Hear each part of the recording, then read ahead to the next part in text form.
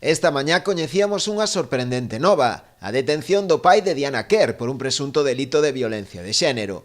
A denuncia foi presentada pola súa exmuller, Diana López Pinel. Acusábao de golpeala e provocarlle diversas lesións nunha man, así como tamén de intentar atropelala no garaxe da súa vivenda en Madrid.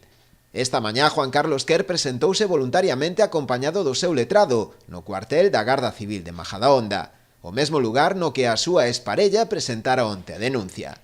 Con anterioridade acudira á comisaría da Policía Nacional de Pozuelo, onde presentou unha querela contra a súa exmuller por inxurias e calumnias.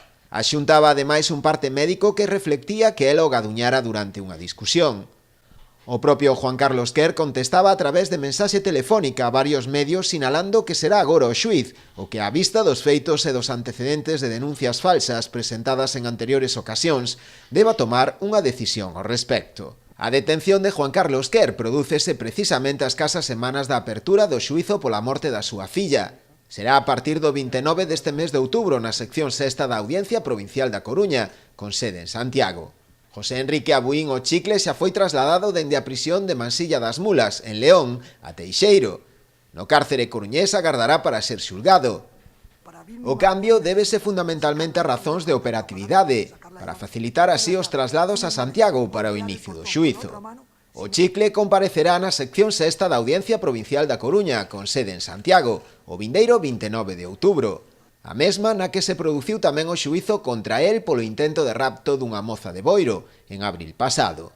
Abuín, que será xulgado por un xurado popular, deberá responder polos delitos de asasinato, agresión sexual e detención ilegal. A Fiscalía pide para él prisión permanente revisable polo delito de asasinato, 20 anos de prisión e inhabilitación absoluta polo delito de detención ilegal, e 12 polo de agresión sexual, ademais de reclamarlle unha indemnización para a familia Quer de preto dos 300.000 euros. O autor confeso do crime da moza madrileña atópase recluído no módulo de ingresos. Está só na cela, pero constantemente vixiado por outros reclusos de confianza, para evitar así posibles enfrontamentos con outros presos.